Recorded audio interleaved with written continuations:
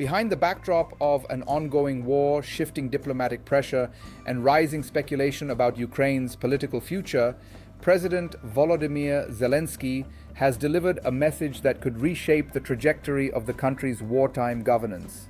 His government, he says, is prepared to conduct national elections within months, but only if the United States and other allies can ensure that the process can be carried out safely. The announcement lands at a moment defined by battlefield uncertainty, political tension, and negotiations that are drawing increasing scrutiny from both domestic and international observers.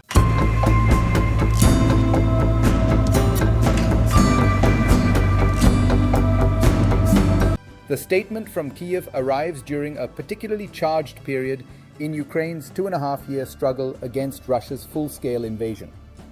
The country's constitution prohibits elections under martial law, and Zelenskyy's elected presidential term officially expired in 2024. Although Parliament voted earlier this year to affirm the legality of his continued stay in office, international pressure, especially from Washington, has grown more vocal. This tension intensified after recent comments from US President Donald Trump, who suggested that Ukraine was holding back democratic processes under the pretext of war. According to a Politico interview published the same day as Zelenskyy's announcement, Trump argued that a democracy must eventually prove its democratic legitimacy, hinting that Ukraine's indefinite postponement of elections was becoming politically untenable. Zelenskyy responded by characterizing those views as fundamentally disconnected from Ukraine's reality, and he insisted that the country was not avoiding elections, but managing the consequences of constant missile strikes, mass displacement, and battlefield mobilization. There are some constraints when it comes to elections in Ukraine. Elections cannot be held under martial law. Approximately 900,000 Ukrainians are engaged in frontline or reserve military service. Over 6.3 million Ukrainians live abroad as refugees, according to UNHCR, while millions more are internally displaced. Roughly 20% of Ukraine remains under Russian control. Russia conducts near-daily missile and drone attacks affecting every major city. Over 4 million Ukrainians across the EU would need secure, accessible voting options.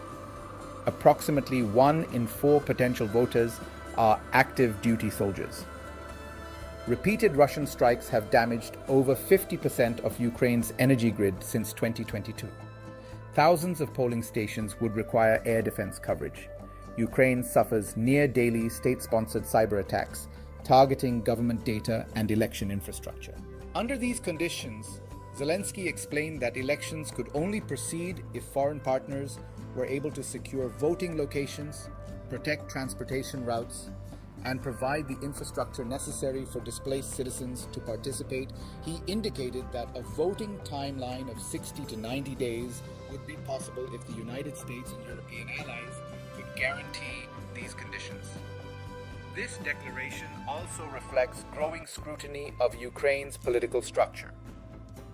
Public opinion surveys conducted by local polling groups show that although Ukrainians overwhelmingly oppose elections during active war, often citing fears of strikes on voting centers, they also express strong interest in political renewal once conditions allow. Ukraine's last nationwide vote took place in 2019, a very different moment in the country's political evolution. The American position on Ukrainian elections is not solely about democratic optics. Washington is attempting to balance domestic political pressures, waning bipartisan unity on Ukraine aid, and Trump's stated intention to push for a peace agreement modeled on territorial compromise. A key point of contention lies in a reported U.S. peace proposal in which Ukraine would relinquish control of certain territories that Russia has not yet captured, specifically the remainder of the Donbas region, in exchange for long-term security guarantees.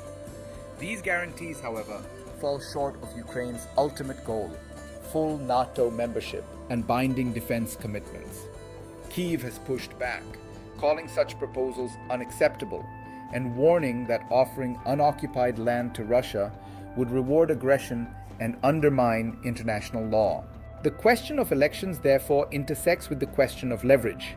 A newly elected Ukrainian government could shift negotiating dynamics, either strengthening the legitimacy of Kyiv's position or complicating talks if political divisions surface. Trump's public criticism suggests that Washington is using rhetorical pressure to motivate Kyiv into demonstrating transparency and democratic continuity, even as the war continues. Zelenskyy attempted to neutralize the criticism by agreeing in principle that elections should be held as soon as conditions permit. He argued that his government is not seeking to extend power, but is instead constrained by the operational realities of war. He also announced that Parliament would be instructed to examine legislative pathways to allow voting under martial law, though such changes would require broad political consensus and significant international support to implement. Behind this announcement lies a practical challenge: how to conduct elections in a country where millions of eligible voters are currently outside national borders, thousands are living under occupation, and others are serving on front lines where communications infrastructure is often targeted by Russia. Ukrainian officials have been consistent in arguing that elections during active hostilities are unrealistic. Military commanders warn that any relaxation of frontline security or redeployment of troops to protect polling centers would weaken defensive capabilities. Humanitarian organizations warn that displaced civilians may be unable to vote without major international assistance. Domestic political leaders also note the difficulty of campaigning during wartime when movement between regions is restricted and public gatherings are often limited due to air raid risks. Nonetheless, civil society groups emphasize the need to prepare frameworks now so the country can pivot quickly when conditions improve. They argue that planning elections is a signal of state resilience and a message to allies that Ukraine remains committed to democratic norms despite the pressures of war. Zelenskyy's response also served to counteract a narrative promoted by both Trump and Vladimir Putin.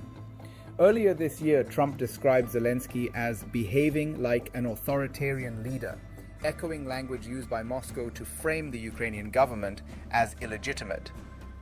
Kyiv views this positioning as dangerous, particularly since Russia frequently weaponizes claims of illegitimacy to justify its military actions. By emphasizing his readiness to hold elections with international support, Zelenskyy aims to demonstrate that Ukraine is not avoiding democratic accountability, but is constrained by conditions created by Russian aggression. At the heart of the issue is the future of Ukraine's security architecture.